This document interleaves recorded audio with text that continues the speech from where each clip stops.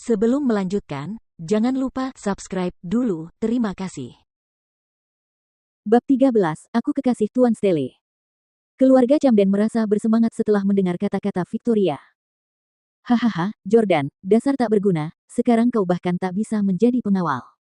Di masa depan, tak akan ada lagi kesempatan bagimu untuk bertahan hidup di Orlando. Hahaha. Drew tertawa terbahak-bahak. Meskipun Hailey merasa kasihan pada Jordan, dia tetap mengangkat kepalanya dengan arogan dan diam-diam berpikir. Ini semua salahmu. Kau seharusnya tahan saja semua yang telah kulakukan padamu. Namun, Jordan tetap tenang dan kalem. Dia bertanya kepada Victoria, Nona Clarke, bolehkah saya bertanya apakah kata-kata Anda tadi mewakili Anda sebagai seorang individu atau S Corporation? Victoria melipat tangannya dan berkata, tentu saja saya mewakili keduanya. Jordan melanjutkan pertanyaannya, Anda adalah wakil presiden S Corporation, bukan presiden. Apa hak Anda untuk mewakili seluruh S Corporation? Pertanyaan Jordan membuat Victoria merasa malu.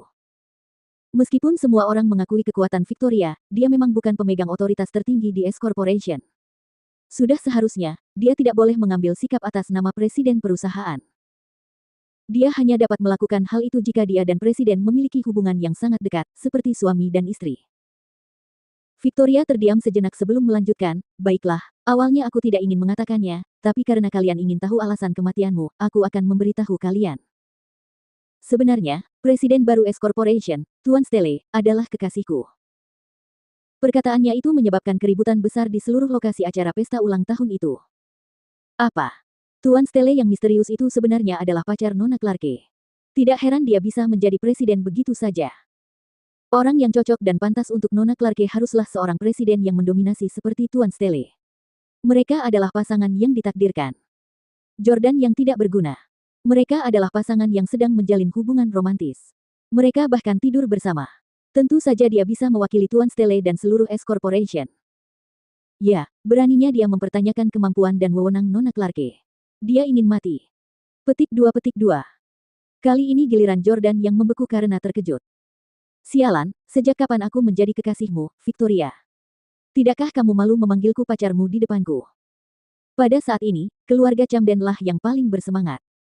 Herman berkata dengan gembira, Nona Clarke, mengapa Anda tidak mengungkapkan lebih awal bahwa presiden baru, Tuan Stele, adalah kekasih Anda?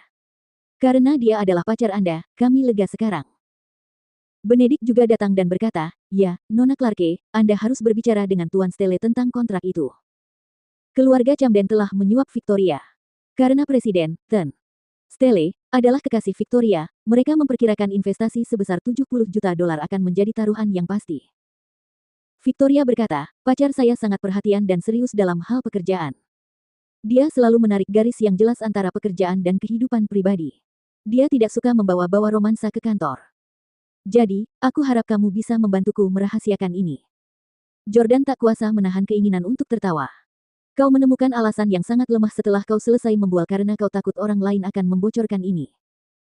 Setelah mengatakan itu, Victoria menatap Jordan dan bertanya, apalagi yang ingin kamu katakan? Karena tidak ingin mengungkapnya, Jordan menahan tawanya dan bertanya, kudengar Tuan Stele tidak hanya memiliki kekayaan yang sangat banyak, tetapi juga sangat tampan, bahkan lebih tampan dari selebriti. Dia juga ahli dalam musik, catur, sastra, dan seni. Nona Clarke, Anda mungkin cantik, tetapi saya ragu Tuan Stele akan menyukai Anda. Victoria mendengus dingin. Orang-orang hebat selalu tertarik satu sama lain. Tuan Stele juga jatuh cinta padaku pada pandangan pertama. Dia bahkan memesan seluruh pulau di Asia Tenggara dan menyiapkan upacara besar untuk mengaku padaku dan memintaku menjadi pacarnya. Para gadis di ruangan itu menjadi iri ketika mendengar hal itu. Tercengang, Jordan menatap Victoria, berpikir dalam hati, wanita ini benar-benar pandai mengarang cerita. Jordan tersenyum dan menggelengkan kepalanya. Nona Clarke, karena Anda begitu dekat dengan Tuan Stele, saya tidak punya apa-apa untuk dikatakan. Nyonya Camden tua tersenyum dan berkata, terima kasih semuanya atas bantuan kalian kepadaku. Drew berjalan menuju Orlando lagi. Haha, dasar tidak berguna, kau tidak akan punya tempat lagi di Orlando mulai sekarang. Berkemaslah dan pergilah dari Orlando, haha. Jordan mengabaikan Drew dan hanya menatap Hailey. Ayo kita ke kantor pengacara sekarang. Tentu. Melihat masyarakat kelas atas Orlando sudah memboikot Jordan, dia tahu bahwa semuanya sudah berakhir baginya dan ingin memutuskan hubungan dengannya sesegera mungkin. Tunggu sebentar. Nyonya Camden tua tiba-tiba berbicara dan melihat ke arah jam yang tergantung di dinding lobi. Waktu menunjukkan pukul 12. Nyonya Camden berkata, sekarang tepat pukul 12 siang. Pesta ulang tahun sudah resmi dimulai.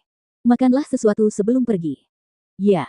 Hailey tahu bahwa Nyonya Camden tua adalah orang yang sangat tradisional. Oleh karena itu, dia tidak bisa pergi kemanapun karena sudah waktunya makan. Lagi pula, saat itu adalah pesta ulang tahun Nyonya Tua Camden yang ke-80, jadi mereka harus menaati peraturan. Drew menunjuk ke arah pintu masuk aula dan berkata, Jordan, pergilah dan tunggu di luar. Hailey akan pergi ke kantor pengacara bersamamu setelah dia selesai makan.